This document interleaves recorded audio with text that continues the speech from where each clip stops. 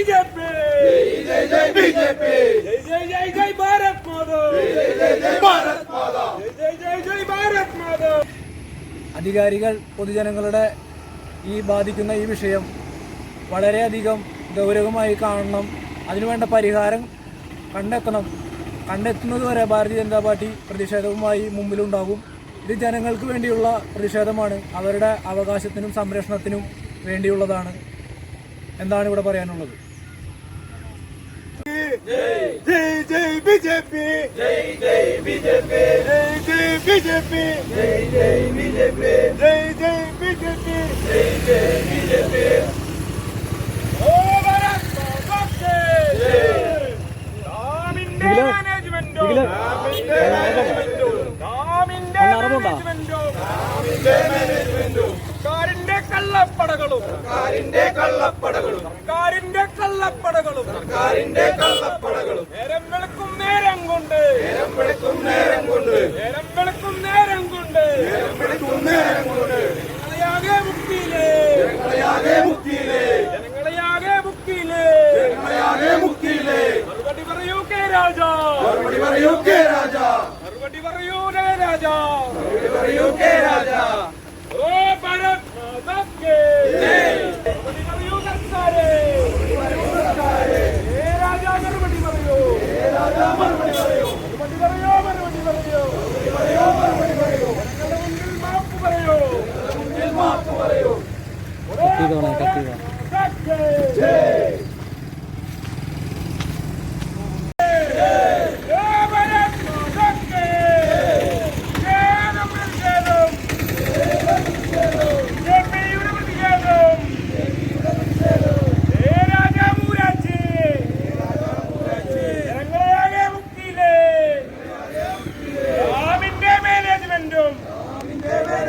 സർക്കാരിന്റെ കള്ളപ്പടകളും ഒറ്റരാത്രി കൊണ്ടല്ലേ മണഞ്ചേരി മുക്കിയത്.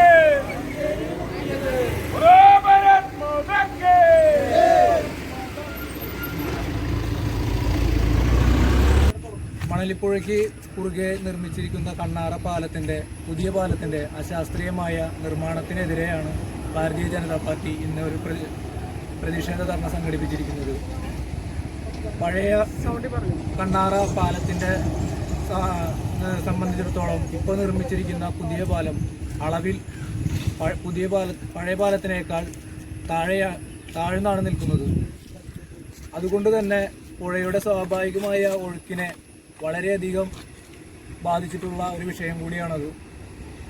ഈ ഒഴുക്ക് സംബന്ധിച്ചുണ്ടാകുന്ന തടസ്സം ഈ പുഴയുടെ പുറകിലേക്കുള്ള ചീനിക്കടവ്, മണ്ണഞ്ചിറ, ആൽപ്പാറ കുറച്ച് പ്രദേശങ്ങളിലേക്കാണ് കൂടുതൽ അതിനെ ബാധിക്കുന്നത്. കഴിഞ്ഞ ഡാം പ്രളയമുണ്ടാകുന്ന സമയങ്ങളിലും ഇതുപോലുള്ളൊരവസ്ഥ ഉണ്ടായിട്ടില്ല. അതിനേക്കാട്ടും ഉപരി ഇപ്രാവശ്യം അതിൻ്റെ 2 ഇരട്ടിയോളമാണ് വെള്ളം ഓരോ വീടുകളിലും കയറിയിരിക്കുന്നത്.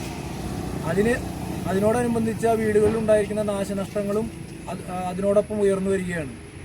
ഇതിനെതിരെ ഈ പുതിയ പാലം പുനർനിർമ്മിക്കുകയും അല്ലാത്ത പക്ഷം അതിനുവേണ്ട വേറെ മാർഗങ്ങൾ കൂടി കണ്ടെത്തുകയോ ചെയ്യണമെന്നാണ് ഭാരതീയ ജനതാ പാർട്ടിക്ക് ഇവിടെ പറയാനുള്ളത്. ഇവിടെ ഈ പീച്ചി ഡാം ഉണ്ടായതിന് ശേഷം ഇന്നുവരെ കാലാകാലങ്ങളിലുള്ള വർഷപാതങ്ങളെയൊക്കെ അതിജീവിച്ചുകൊണ്ടാണ് ഈ നാട്ടിലെ മലയോര കർഷകർ ജീവന് വേണ്ടി പണിയെടുത്തുകൊണ്ടിരുന്നത്. അവർ ഊറ്റിയുണ്ടാക്കിയ പണം സമ്പാദിച്ചുകൊണ്ടുണ്ടാക്കുന്ന ചെറിയൊരു വീട്, ആ വീട്ടിലെ അടിസ്ഥാനപരമായ സൗകര്യങ്ങൾ,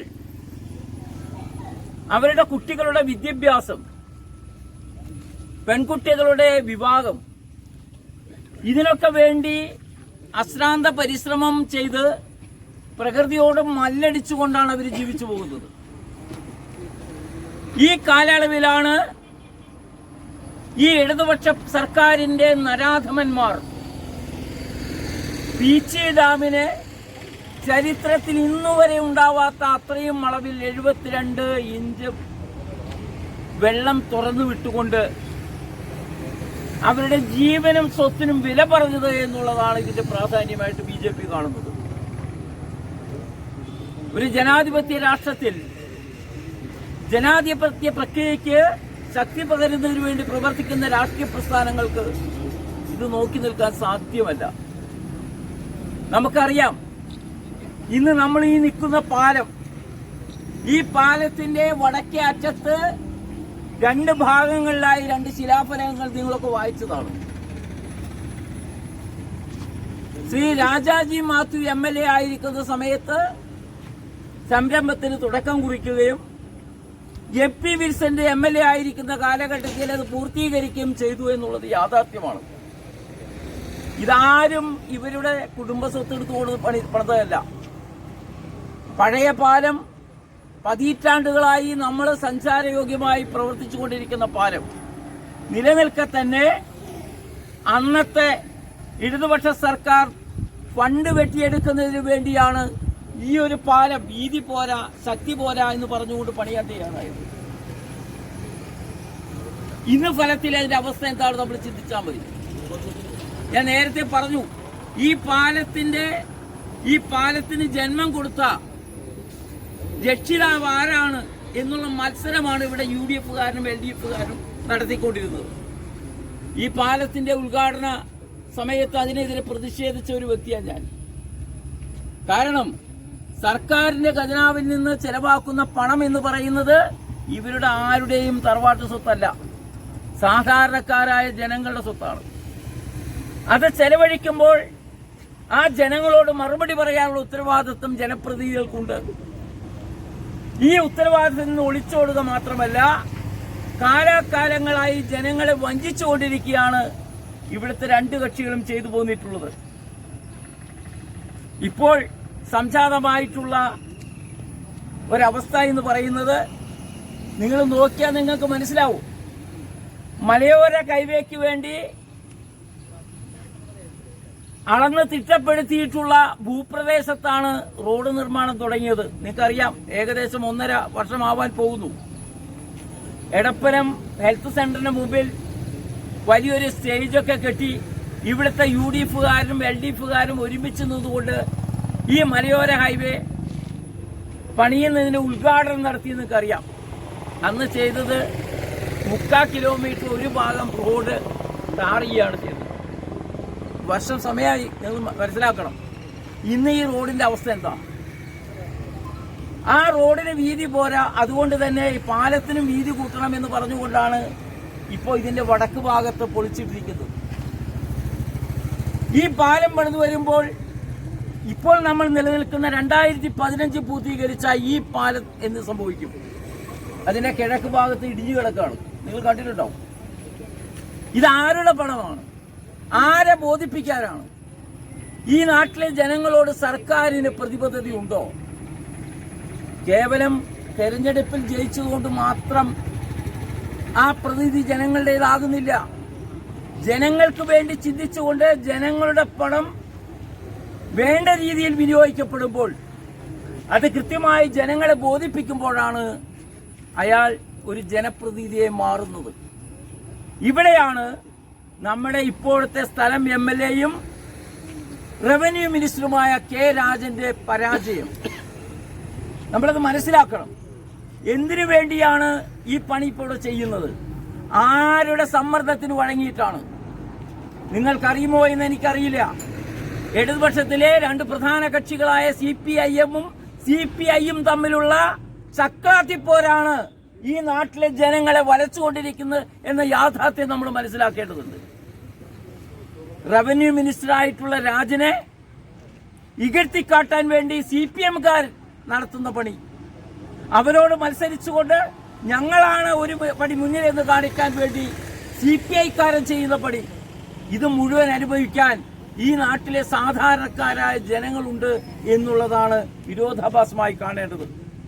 അതുകൊണ്ട് ഇവിടെ എനിക്ക് പറയാനുള്ളത്, ഈ സമരം ഒരു സൂചനാ സമരമായിക്കൊണ്ട് അടുത്ത ദിവസം നടക്കാൻ പോകുന്ന, പട്ടിക്കാട് നടക്കാൻ പോകുന്ന ഉപവാസ സമരത്തിലൂടെ ഇതിന് ഇടതുപക്ഷ സർക്കാരിനോടും ഈ മണ്ഡലത്തെ പ്രതികരിക്കുന്ന MLA K. രാജനോടും മറുപടി പറയിപ്പിച്ചുകൊണ്ടായിരിക്കും BJP പിൻവാങ്ങുക എന്ന് മാത്രം പറഞ്ഞുകൊണ്ട് ഈ സമരത്തിന് എല്ലാ തരത്തിലുള്ള ഭാവുകളും നേർന്നുകൊണ്ട് നിർത്തുന്നു.